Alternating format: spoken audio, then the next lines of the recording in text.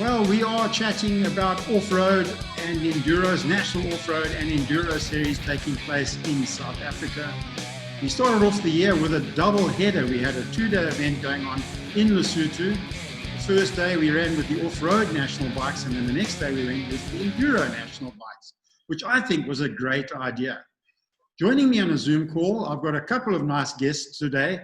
I've got Vic Maharaj from MSA, that is Motorsport South Africa.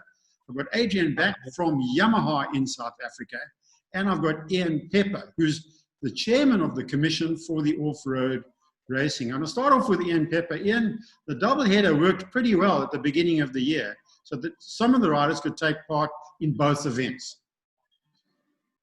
Dave, yeah, I think it was a great event, and Sharon and them in Lesotho put on an awesome event for us. Having the cross riding for that super series is what we were trying to get done, and get as many guys to try and cross ride between enduro and off-road. So yeah, it was very good. We had a couple of guys cross riding, but it was more of an enduro than it was an off-road on the first day. I mean, you laughed at me trying to get up the mountain. I fell off at the top like an idiot after you interviewed me, but it was, I tell you what, it was a great event. I'd go back tomorrow. And going forward, I don't know if we do go national racing. I think the only way we're going to get through our programs is to maybe run double headers. Well, that's why I'm going to bring in Adrian Back, who's kind of representing the enduro guys, because Adrian is one of those rock hoppers who likes to go out there and climb rocks all day long. Adrian, from your point of view, and of course, welcome to the meeting, the Enduros, the two-day event also offers the opportunity for riders to ride both days. And of course, it does help with the entries. Yeah, thanks, Dave. Yes, of course, all of those things you mentioned are strong positives. You know, the disciplines between the off-road discipline and the enduro discipline have, over the years, parted somewhat, with enduro becoming more technical and more extreme, and off-road becoming more faster type racing. And yeah, the big thing was going into this year when we collaborated with the Off-Road Commission was very much along the lines of trying to get the cross-riding benefit come through. Lesotho, of course, is an ideal venue for that. And as Ian mentioned, his off-road felt more like an enduro. As it turned out in Lesotho at that opening round, a huge amount of rain on the night between the two events resulted in the enduro track having to be shortened and changed somewhat to go onto the off-road time trial. So we had a bit of a reversal of fortunes in both disciplines, but nonetheless, it was a fantastic event. Going forward, yes, obviously we have, you know, this lockdown situation has changed the motorsport calendar quite significantly. And the calendar, even with a full year available to us, is an extremely complex and difficult thing to put together, as Vic will attest to. But we've obviously got half a year left to try and squeeze everything in. It's always been a strong discipline from a setting of a calendar point of view, not to try and create overlapping of disciplines, whether that be motocross events or off-road events, enduro events, and then of course taking the regional events into account as well, which also we try not to overlap with. And then of course there's also the international events that a lot of the South African enduro guys like to participate in, that we need to factor in. Yeah, with the time constraints going forward now for the balance of the year, we're under a lot of pressure to try and fit everything in, and unfortunately, it looks like we might have to forego some of those disciplines that we've adopted in the past. But it does create a very strong opportunity for us to host a collaborative event over 2 days, and obviously the cross-riding opportunity presents itself as well. And yeah, that also assists with the entries as well. You know, we anticipate that that entries are going to be down going forward, so we need as much as possible to make this series work. Well, this is where I'd like to bring in our third guest for today, Vic Maharaj. Vic is representing MSA. He's with Motorsport South Africa. Vic, before we ask you any questions about the series itself, just give us some background on what you are doing at MSA. What is your function there? Yeah, Dave, thanks very much. Yeah, I've kind of moved to the other side of the fence. I'm now the sporting services manager, so I'm kind of responsible for all things sporting within MSA. So if Ian or Adrian are unhappy, they pick up the phone to me or they send me an email, and I'm going to try and assist wherever I can. So it is a very interesting portfolio, very challenging portfolio, and exciting as well. And I think being both sides of the fence does give you a unique perspective in how to try and assist the competitors as much as possible.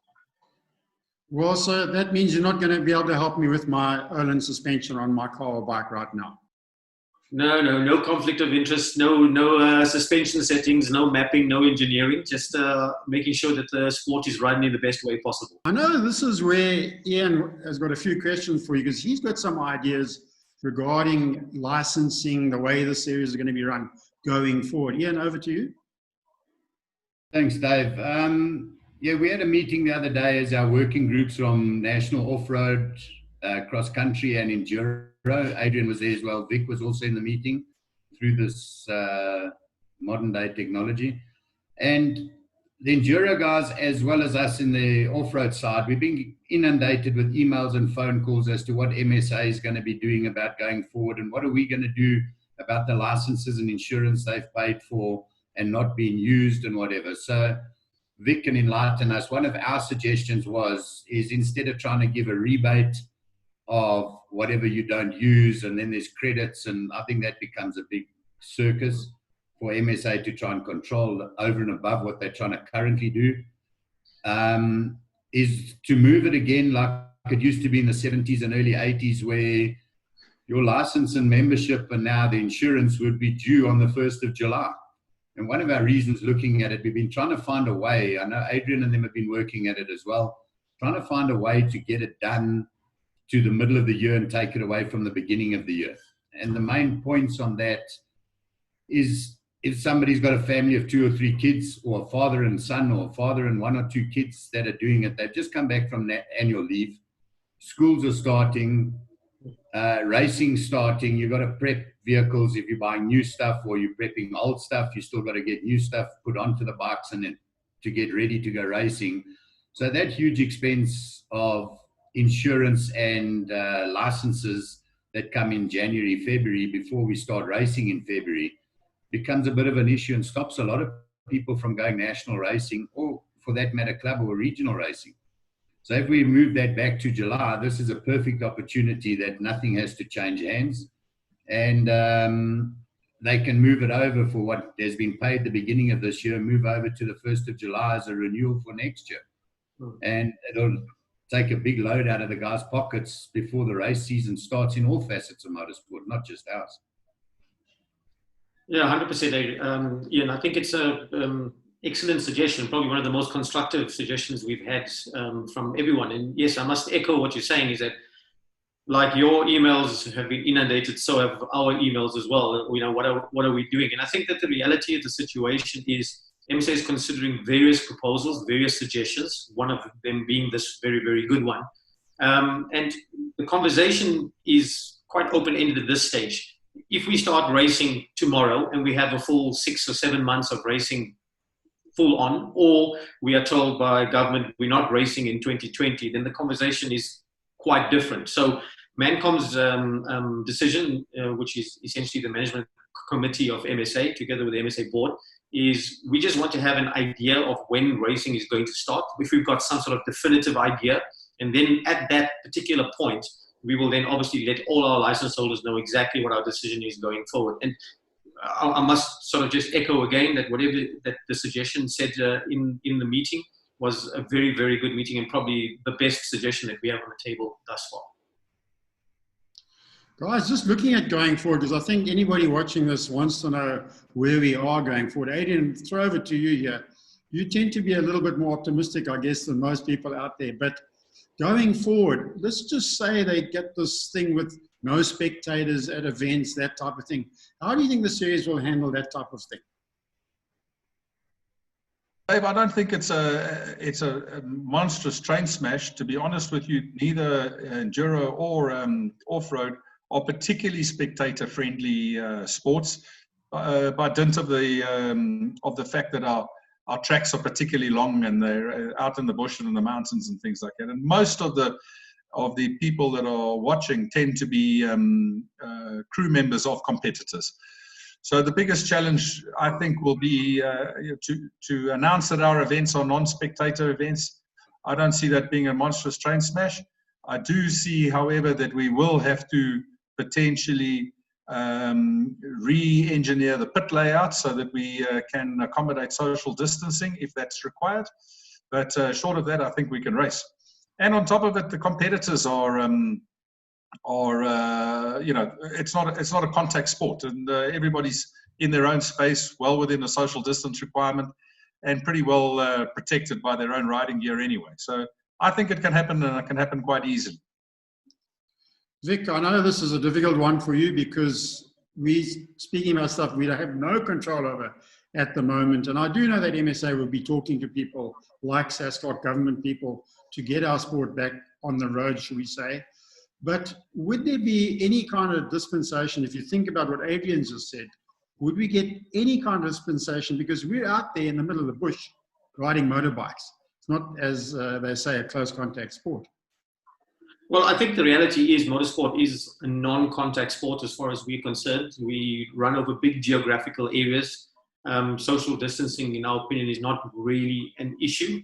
But I think the important thing to kind of emphasize is that MSA is engaging daily with people in good states of knowledge in terms of trying to get motorsport back on track. If we could do it, we will be racing tomorrow. So that is kind of where we'd like to emphasize from us what we're trying to do. But we need to do it in a safe and responsible manner. Make sure that we mitigate any risk in terms of trying to get or exposing our community to the virus. I think it's quite also important that when we do start racing, that everyone needs to abide by whatever regulations are put in place. We can't have anyone taking the law into their own hands because it will cause an issue for everyone. One person could almost stop motorsport in its tracks, and that's not what we want to do. We want to make sure that we start racing, we can race sustainably through the course of the year. Our aim is to start as soon as possible. We want to race this year. Our ideas are manifold. We have discussed it where we thought of double headers. I think you mentioned it earlier. It makes a lot of sense. Alternatively, we run longer, maybe run into November, December, January, create a slightly longer 2020 season and only declare the champions after that. And even if it runs into January, I think it is doable. It is possible. Questions are, whether people are willing to take are going on leave, etc. So we have to kind of debate this with all our stakeholders. So I think the important thing that we have to accept, it's a new normal. I think everyone's been saying this forever and a day. It's a new normal. It's not life as we know it. Masks have to be worn, PPEs, social distancing, all these sort of things. And people just got to understand that they have to abide by whatever regulations that MSA does set, which we are busy formulating right now. Well, that's a great response from you. And just to throw over to Ian Pepper. Ian, you obviously want to go racing, but you've got thoughts on that as well. Another big thought I would say that you've got to really think about, how are we going to get more involvement from the manufacturers to buy into this as well?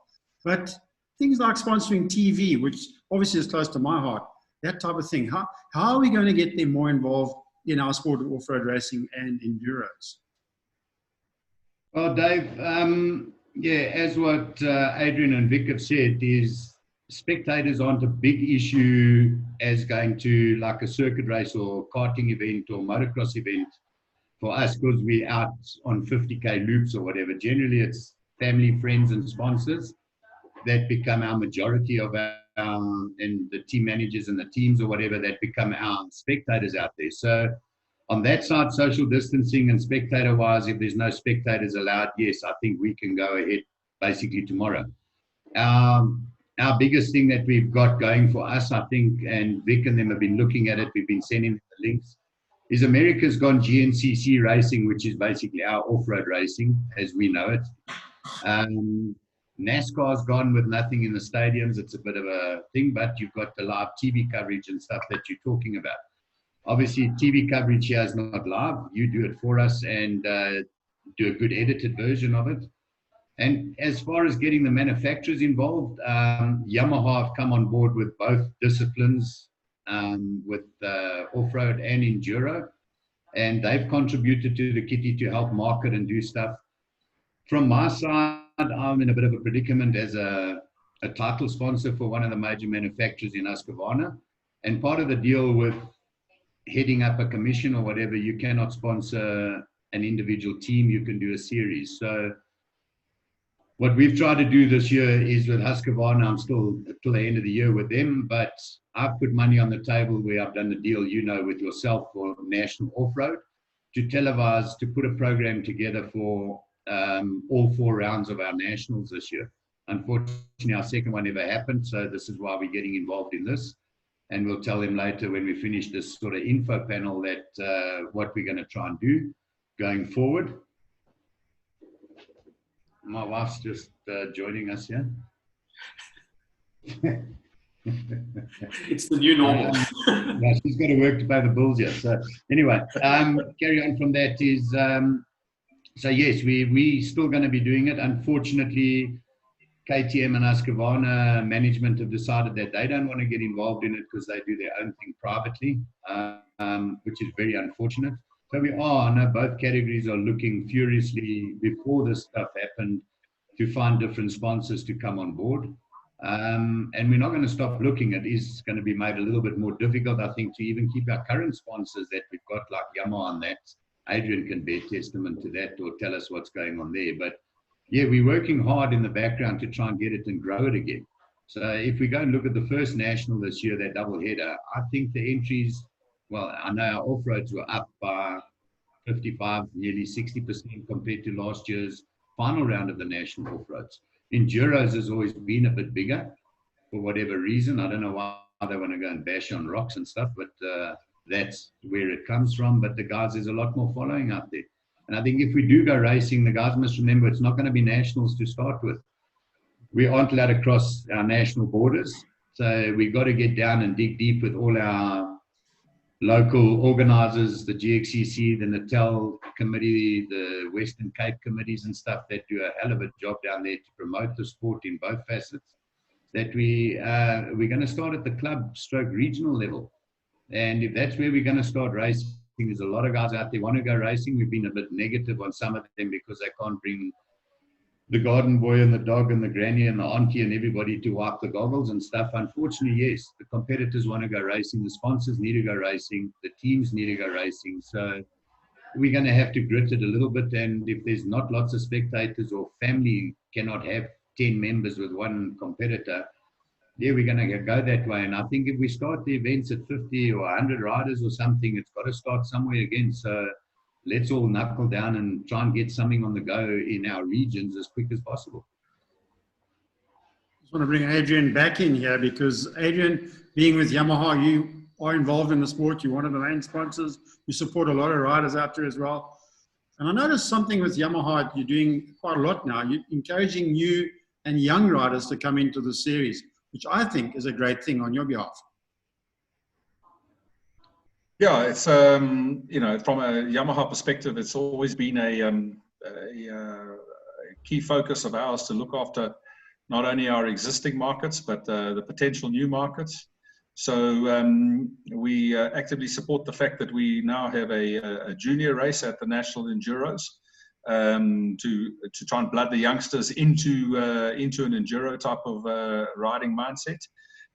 Equally, we've got quite a strong program going on right down at the grassroots level on little Pee-wee 50s and TW 50s and TTR 110s and TTR 50s, in combination with Neil van der Ross and the MSA, a project called Motor Kids, and that is really getting some fantastic traction now.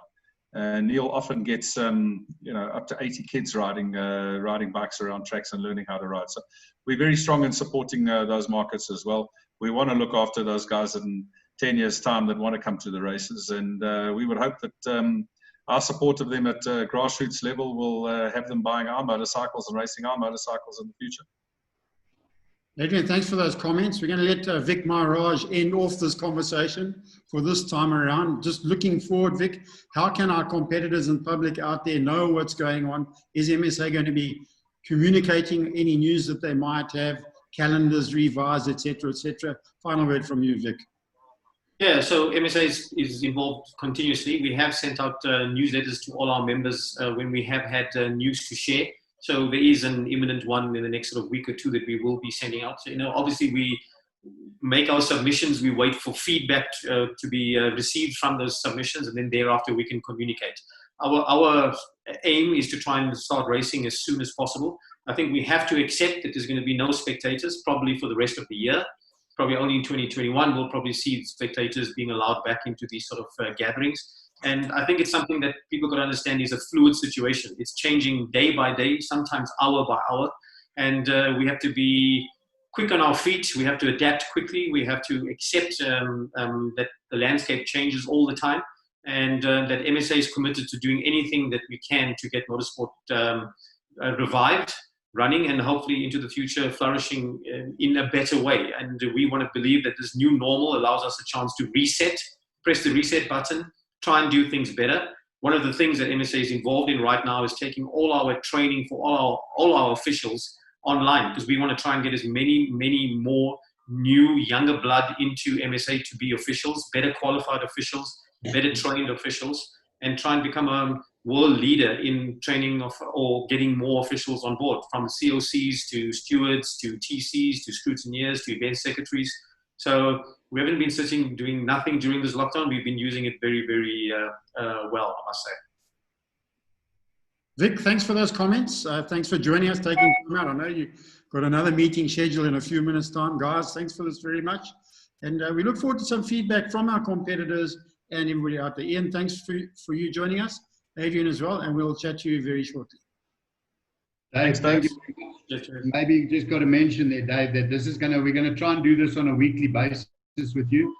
And the next show, once this has been out, we'll get it going with a couple of teams of riders, sponsors, private sponsors, and we're going to try and couple it together both with Enduro and off-road, and we'll get the budget together to sort it out and keep it going until we can go racing. Adrian, just a final comment from you. We're running out of time here, so great to have you on board and great to see Yamaha involved in the sport where they so actively market. Yeah, thanks, Dave. Listen, it's been a fantastic opportunity to sit and chat, and it'll be nice once this communication goes out. I think the core message is that to our competitors out there, whatever discipline it is that we're all doing whatever we can under these current unique circumstances to try and get our racing program back on track. And Vic has assured us that those guys are working around the clock, lobbying for the benefits or lobbying for our sports, and hopefully those benefits come through from that. Thanks very much, guys. Well, that is the word then from all of our committee members here, the people who are involved in running the sport, and we look forward to another meeting just in a few weeks' time. Maybe, as we said, we're going to go one at a time and see how it goes. So great to chat to you all out there. Look forward to our next broadcast. Bye-bye.